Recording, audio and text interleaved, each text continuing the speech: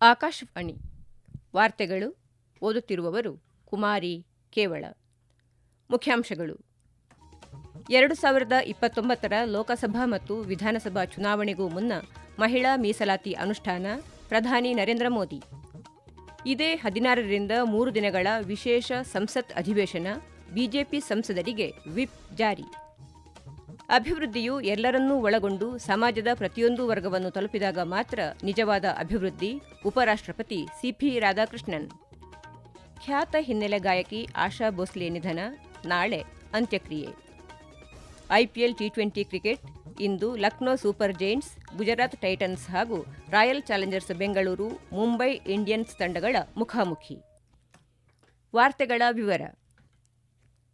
ಮಹಿಳಾ ಮೀಸಲಾತಿ ಕಾಯ್ದೆಯನ್ನು ಅದರ ನಿಜವಾದ ಸ್ಫೂರ್ತಿಯೊಂದಿಗೆ ಜಾರಿಗೆ ತರುವ ಸಮಯ ಬಂದಿದೆ.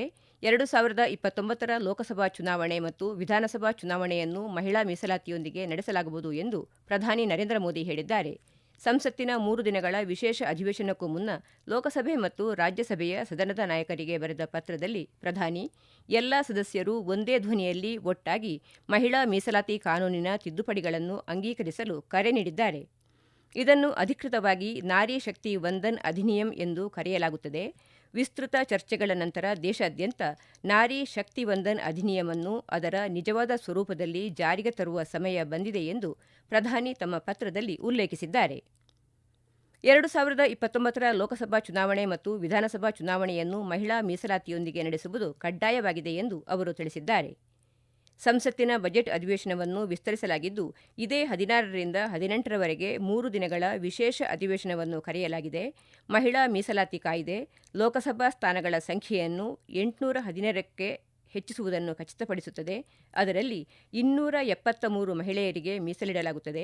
2023ರಲ್ಲಿ ಸಂವಿಧಾನವನ್ನು ತಿದ್ದುಪಡಿ ಮಾಡುವ ಮೂಲಕ ಲೋಕಸಭೆ ಮತ್ತು ರಾಜ್ಯ ವಿಧಾನಸಭೆಗಳಲ್ಲಿ ಮಹಿಳೆಯರಿಗೆ 33% ಮೀಸಲಾತಿ ನೀಡುವ ನಿಬಂಧನೆಯನ್ನು ತರಲಾಗಿತ್ತು.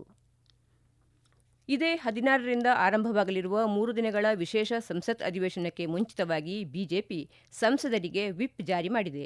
ಲೋಕಸಭೆ ಮತ್ತು ರಾಜ್ಯಸಭೆಯ ಎಲ್ಲ ಸಂಸತ್ ಸದಸ್ಯರಿಗೆ ಬಿಜೆಪಿ ಕಟ್ಟುನಿಟ್ಟಾದ 3 ಸಾಲಿನ ವಿಪ್ ಜಾರಿ ಮಾಡಿದ್ದು, ಇದೇ 16ರಿಂದ 18ರವರೆಗೆ ನಡೆಯಲಿರುವ ಅಧಿವೇಶನದಲ್ಲಿ ನಿರಂತರವಾಗಿ ಸದನದಲ್ಲಿ ಹಾಜರಿರುವಂತೆ ನಿರ್ದೇಶಿಸಿದೆ. ಮಹಿಳಾ ಮೀಸಲಾತಿ ತಿದ್ದುಪಡಿ ಮಸೂದೆಯನ್ನು ಕೇಂದ್ರೀಕರಿಸಿ ನಡೆಸಲಾಗುವ ಈ ವಿಶೇಷ ಅಧಿವೇಶನದಲ್ಲಿ ಎಲ್ಲಾ ಕೇಂದ್ರ ಸಚಿವರು ಮತ್ತು ಸದಸ್ಯರು 3 ದಿನವೂ ಸದನದಲ್ಲಿ ಹಾಜರಿರಬೇಕು. ಸದಸ್ಯರು ವಿಪ್ ಅನ್ನು ಕಟ್ಟುನಿಟ್ಟಾಗಿ ಪಾಲಿಸಬೇಕು ಎಂದು ಪಕ್ಷ ಸೂಚಿಸಿದೆ.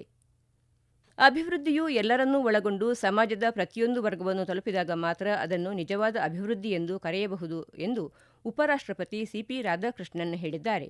ನವದೆಹಲಿಯಲ್ಲಿಂದು ತಂತ್ರಜ್ಞಾನ ಮತ್ತು ವಿಜ್ಞಾನದ ಮೂಲಕ ಬುಡಕಟ್ಟು ಭಾರತವನ್ನು ಪರಿವರ್ತಿಸುವ ಕುರಿತ ರಾಷ್ಟ್ರೀಯ ಕಾರ್ಯಕ್ರಮವನ್ನು ಉದ್ದೇಶಿಸಿ ಮಾತನಾಡಿದ ಅವರು, ಭಾರತದ ಬುಡಕಟ್ಟು ಪ್ರದೇಶಗಳು ಹಸಿರು ಆರ್ಥಿಕ ಅಭಿವೃದ್ಧಿಗೆ ಮಹತ್ವದ ಅವಕಾಶವನ್ನು ಒದಗಿಸುತ್ತವೆ ಎಂದು ಹೇಳಿದ್ದಾರೆ. ಆಧುನಿಕ ವಿಜ್ಞಾನವು ಭಾಷೆ, ನಂಬಿಕೆ ಮತ್ತು ಸಂಸ್ಕೃತಿಗೆ ಗೌರವದೊಂದಿಗೆ ಕೈಜೋಡಿಸಿದಾಗ ಅದು ಪ್ರತಿ ಸಮುದಾಯಕ್ಕೂ ರಕ್ಷಣೆ ಮತ್ತು ಸಬಲೀಕರಣದ ಶಕ್ತಿಯಾಗುತ್ತದೆ ಎಂದು ಅವರು ತಿಳಿಸಿದ್ದಾರೆ. ಈ ಕಾರ್ಯಕ್ರಮವು ಐಟಿಐ ಡೂನ್ ಸಂಸ್ಕೃತಿ ಶಾಲೆಯ ಬೆಳ್ಳಿ ಮಹೋತ್ಸವವನ್ನು ಸಹ ಪ್ರತಿನಿಧಿಸಿತು. ಇದು ವಿಜ್ಞಾನ ಮತ್ತು ತಂತ್ರಜ್ಞಾನದ ಮೂಲಕ ಬುಡಕಟ್ಟು ಯುವಕರನ್ನು ಸಬಲೀಕರಣಗೊಳಿಸುವಲ್ಲಿ ಅದರ ಪಾತ್ರವನ್ನು ಪ್ರತಿಬಿಂಬಿಸಿದೆ.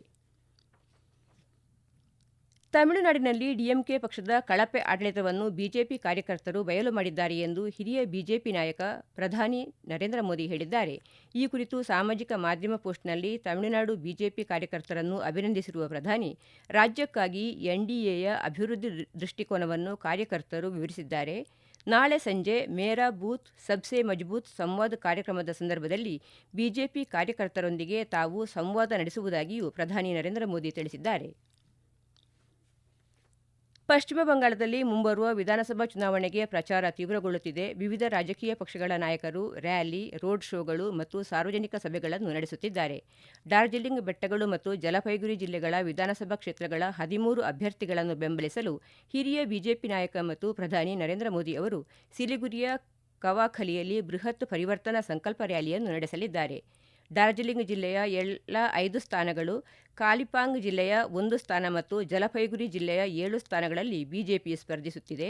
ಪ್ರಧಾನಿಯವರ ಇಂದಿನ ರ್ಯಾಲಿಯನ್ನು ಗಮನದಲ್ಲಿಟ್ಟುಕೊಂಡು ಭದ್ರತೆಯನ್ನು ಹೆಚ್ಚಿಸಲಾಗಿದೆ. ಈ ಕ್ಷೇತ್ರಗಳಲ್ಲಿ ಇದೇ 23ರಂದು ಮೊದಲ ಹಂತದ ಮತದಾನ ನಡೆಯಲಿದೆ. ಮೇ 4ರಂದು ಮತ ಎಣಿಕೆ ನಡೆಯಲಿದೆ.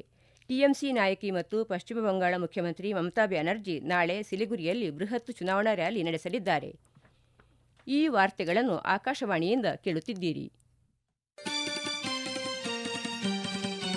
ನಮ್ಮ ಎಲ್ಲಾ ರಾಷ್ಟ್ರೀಯ ವಾರ್ತೆಗಳು ಹಾಗೂ ಪ್ರದೇಶ ಸಮಾಚಾರ ಈಗ ಆಕಾಶವಾಣಿ ನ್ಯೂಸ್ ಕನ್ನಡ ಯೂಟ್ಯೂಬ್ ಚಾನೆಲ್ನಲ್ಲಿ ಲಭ್ಯ. ನಮ್ಮ ಎಕ್ಸ್ ಖಾತೆ ಮತ್ತು ಇನ್ಸ್ಟಾಗ್ರಾಂ ಖಾತೆ ಆಕಾಶವಾಣಿ ನ್ಯೂಸ್ ಕನ್ನಡ. ಹೆಚ್ಚಿನ ಮಾಹಿತಿಗಾಗಿ ನಮ್ಮ ಫೇಸ್ಬುಕ್ ಖಾತೆ ಆಕಾಶವಾಣಿ ವಾರ್ತೆ ಕನ್ನಡವನ್ನು ಅನುಸರಿಸಿ.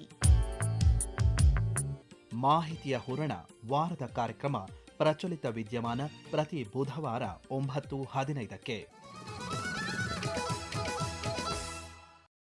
ಕೇಂದ್ರ ಸರ್ಕಾರ ಡೀಸೆಲ್ ಮೇಲಿನ ರಫ್ತು ಸುಂಕವನ್ನು ಲೀಟರ್ಗೆ 21.5 ರೂಪಾಯಿಯಿಂದ 55.5 ರೂಪಾಯಿಗಳಿಗೆ ಹೆಚ್ಚಿಸಿದೆ.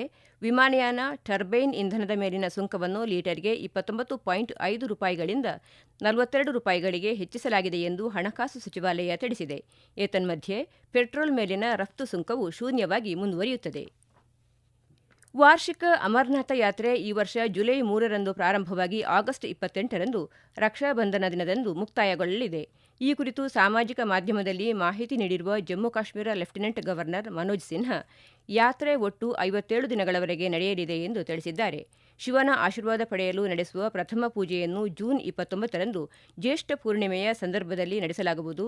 ಯಾತ್ರೆಗೆ ಮುಂಗಡ ನೋಂದಣಿ ಇದೇ 15ರಿಂದ ಆನ್ಲೈನ್ ಮತ್ತು ಆಫ್ಲೈನ್ ವಿಧಾನಗಳ ಮೂಲಕ ಪ್ರಾರಂಭವಾಗಲಿದೆ ಎಂದು ಮಾಹಿತಿ ನೀಡಿದ್ದಾರೆ. ಜಮ್ಮು ಮತ್ತು Kashmir bank, Punjab national bank, state bank of India ಮತ್ತು ಯೆಸ್ ಬ್ಯಾಂಕ್ ಸೇರಿದಂತೆ ದೇಶಾದ್ಯಂತ 554 ಬ್ಯಾಂಕ್ ಶಾಖೆಗಳಲ್ಲಿ ನೋಂದಣಿ ಸೌಲಭ್ಯಗಳು ಲಭ್ಯವಿರುತ್ತವೆ. ಖ್ಯಾತ ಹಿನ್ನೆಲೆ ಗಾಯಕಿ ಮತ್ತು ಪದ್ಮವಿಭೂಷಣ ಪ್ರಶಸ್ತಿ ಪುರಸ್ಕೃತೆ ಆಶಾ ಭೋಸ್ಲೆ ಇಂದು ಮುಂಬೈನಲ್ಲಿ ನಿಧನರಾದರು. ಅವರಿಗೆ 93 ವರ್ಷ ವಯಸ್ಸಾಗಿತ್ತು. ಮಹಾರಾಷ್ಟ್ರ ಸಾಂಸ್ಕೃತಿಕ ಸಚಿವ ಆಶಿಷ್ ಶೆಲಾರ್ ಆಸ್ಪತ್ರೆಯ ಹೊರಗೆ ಮಾಧ್ಯಮಗಳೊಂದಿಗೆ ಮಾತನಾಡುತ್ತಾ ಈ ಸುದ್ದಿಯನ್ನು ದೃಢಪಡಿಸಿದರು. ಅವರ ಅಂತ್ಯಕ್ರಿಯೆ ನಾಳೆ ಸಂಜೆ 4 ಗಂಟೆಗೆ ಶಿವಾಜಿ ಪಾರ್ಕ್ನಲ್ಲಿ ನಡೆಯಲಿದೆ. ಎದೆಯ ಸೋಂಕು ಮತ್ತು ಬಳಲಿಕೆಯಿಂದಾಗಿ ಅವರನ್ನು ನಿನ್ನೆ ಸಂಜೆ ಮುಂಬೈನ ಖಾಸಗಿ ಆಸ್ಪತ್ರೆಗೆ ದಾಖಲಿಸಲಾಗಿತ್ತು ಎಂದು ಅವರ ಮೊಮ್ಮಗಳು ಝನೈ ಭೋಸ್ಲೆ ಸಾಮಾಜಿಕ ಮಾಧ್ಯಮದಲ್ಲಿ ತಿಳಿಸಿದ್ದಾರೆ. 8 ದಶಕಗಳಿಗೂ ಹೆಚ್ಚು ಕಾಲದ ವೃತ್ತಿಜೀವನವನ್ನು ಹೊಂದಿರುವ ಆಶಾ ಭೋಸ್ಲೆ ಬಹುಮುಖ ಪ್ರತಿಭೆಗೆ ಹೆಸರುವಾಸಿಯಾಗಿದ್ದರು. ಪ್ರಣಯ ಗೀತೆಗಳು ಮತ್ತು ಗಜಲ್ಗಳಿಂದ ಹಿಡಿದು ವಿಭಿನ್ನ ಹಾಡುಗಳವರೆಗೆ ಅನೇಕ ಸ್ಮರಣೀಯ ಮಧುರ ಗೀತೆಗಳನ್ನು ಅವರು ಹಾಡಿದ್ದರು. ಭಾರತದ ಆರ್ಥಿಕ ಬೆಳವಣಿಗೆಯ ಪ್ರಯಾಣ ಅದರ ಅಂತಾರಾಷ್ಟೀಯ ಪಾಲುದಾರರಿಗೆ ಒಂದು ದೊಡ್ಡ ಅವಕಾಶವಾಗಿದೆ ಎಂದು ಅಮೆರಿಕದಲ್ಲಿರುವ ಭಾರತದ ರಾಯಭಾರಿ ವಿನಯ್ ಮೋಹನ್ ಖ್ವಾತ್ರ ಹೇಳಿದ್ದಾರೆ. ಕೊಲಂಬಿಯಾ ವಿಶ್ವವಿದ್ಯಾಲಯದಲ್ಲಿ ನಡೆದ ಕೊಲಂಬಿಯಾ ಭಾರತೀಯ ಆರ್ಥಿಕ ಶೃಂಗಸಭೆ 2026 ಅಭಿವೃದ್ಧಿ ಹೊಂದಿದ ಭಾರತಕ್ಕಾಗಿ ಅನ್ವೇಷಣೆ ಎಂಬ ವಿಶೇಷ ಕಾರ್ಯಕ್ರಮದಲ್ಲಿ ಖ್ವಾತ್ರ ಅವರು ಭಾಗವಹಿಸಿ ಮಾತನಾಡಿದರು. ದ್ವಿಪಕ್ಷೀಯ ಸಂಬಂಧಗಳ ಮಹತ್ವವನ್ನು ಉಲ್ಲೇಖಿಸಿದ ಅವರು, ಭಾರತ ಅಮೆರಿಕ ಸಹಭಾಗಿತ್ವವು ಅತ್ಯಂತ ಪ್ರಮುಖ ಮತ್ತು ಪರಿಣಾಮಕಾರಿ ಸಹಭಾಗಿತ್ವಗಳಲ್ಲಿ ಒಂದಾಗಿದೆ ಎಂದು ಹೇಳಿದರು.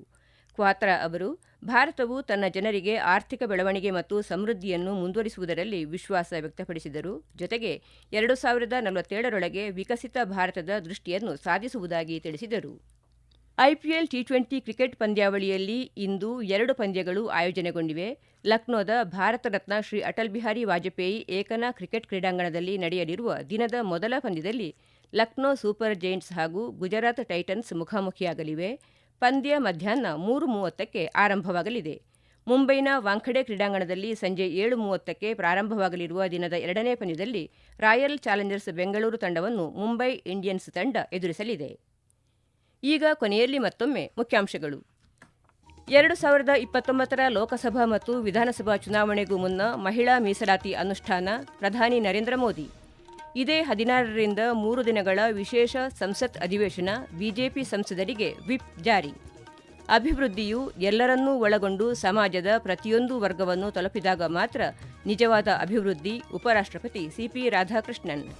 ಖ್ಯಾತ ಹಿನ್ನೆಲೆ ಗಾಯಕಿ ಆಶಾ ಭೋಸ್ಲೆ ನಿಧನ, ನಾಳೆ ಅಂತ್ಯಕ್ರಿಯೆ. ಐಪಿಎಲ್ ಟಿ20 ಕ್ರಿಕೆಟ್ ಇಂದು Lucknow Super Giants, Gujarat Titans ಹಾಗೂ Royal Challengers Bengaluru, Mumbai Indians ತಂಡಗಳ ಮುಖಾಮುಖಿ. ಇಲ್ಲಿಗೆ ವಾರ್ತಾ ಪ್ರಸಾರ ಮುಕ್ತಾಯವಾಯಿತು. ನಮ್ಮ ಮುಂದಿನ ವಾರ್ತಾ ಪ್ರಸಾರ ಮಧ್ಯಾಹ್ನ 2:30ಕ್ಕೆ.